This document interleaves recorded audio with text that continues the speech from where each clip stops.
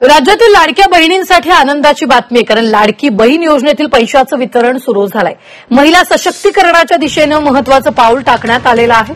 डिसेंबरचा हप्ता वितरित करण्याची प्रक्रिया सुरू झाली असून राज्यातील 67 लाखांहून जास्त महिलांना त्याचा लाभ मिळणार आहे।